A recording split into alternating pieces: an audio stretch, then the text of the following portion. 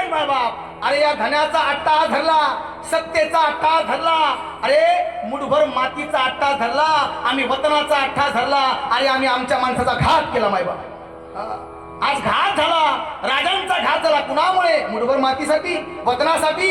आज आमच्याच माणसाने आमच्या माणसाचा घात केला माय बाप. परके माणसं आले? परके नाही आले. कशासाठी? मुठभर मातीसाठी, सत्तेसाठी, धनासाठी. आज आम्ही धनासाठी, सत्तेसाठी जाती जातीमध्ये वाटल्या चाललोय. आज आम्ही धर्माधर्मामध्ये वाटल्या चाललोय. आज आम्ही पंथामध्ये वाटल्या चाललोय. अरे यासाठी खऱ्या अर्थाने हे बलिदान आहे का? मी सांगेन माय बाप, अरे 18 अपगड जाती एकत्र करून खऱ्या अर्थाने हे हिंदवी स्वराज्य निर्माण केलं. हे आज हा असं जत्रा बघण्यासाठी?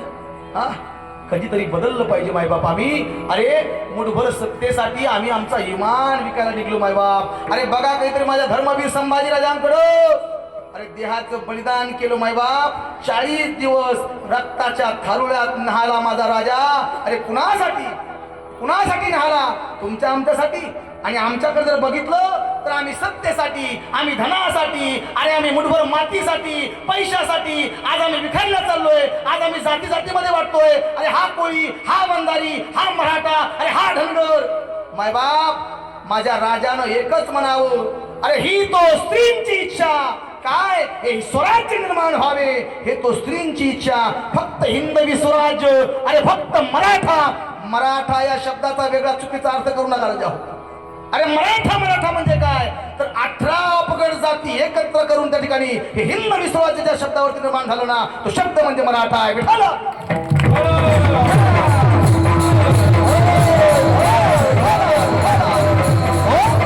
सांगेल मायबाप आवर्जून.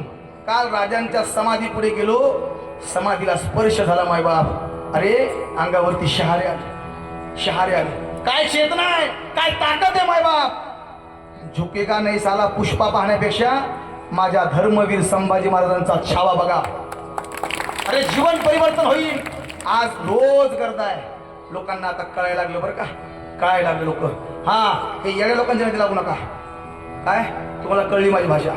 आता तरी पुढे हाची उपदेश नका करू नाश आयुष्याचा. अरे आज जर आम्ही वाटून गेलो ना, उद्या आमचे लेकरं बाळ खऱ्या अर्थानं सुखामध्ये नांदणार नाही. लक्षात ठेवा. 4 भाऊ गावात एकत्र आहेत. तिसगावकर 4 भाऊ त्या ठिकाणी गावात एकत्र आहे. मला असं वाटतं पोरांनो, अरे त्या 4 भावंडांचा गावात दबदबा असतो का नाही? बोला, असतो ना. पण ते 4 भाऊ जर बाजूबाजूला गेले तर मायबाप गावातला एकही माणूस तुम्हाला मुजरा घालणार नाही. का? कारण ताकद वाटल्या गेली, संघटनेची ताकद असते. मला असं वाटतं, अरे आम्ही एवढे जण आहेत ना, आम्हाला एकच जात आहे, आम्हाला एकच धर्म आहे. तो धर्म म्हणजे खऱ्या अर्थानं सत्याचा धर्म आहे.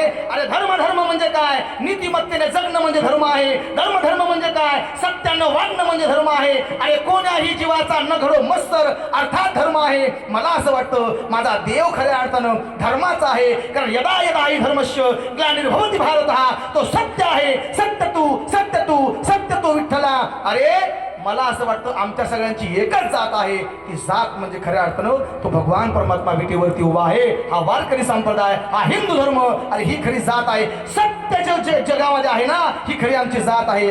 सत्यानं जगलं पाहिजे, एकमेकावरती प्रेम केलं पाहिजे. अरे आमचा धर्म काय हो? खरा तो एकच धर्म.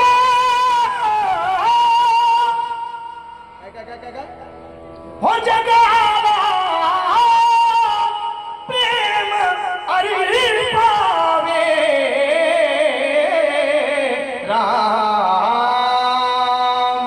मायबाप आजकाल प्राणी आमच्यावर प्रेम करतात हो, पण माणसावर प्रेम करणार इतके लबाड लोक झाले मायबाप. म्हणून आम्ही लोकांपासून दूर चाललो. आता गायीची सेवा करायला लागलो.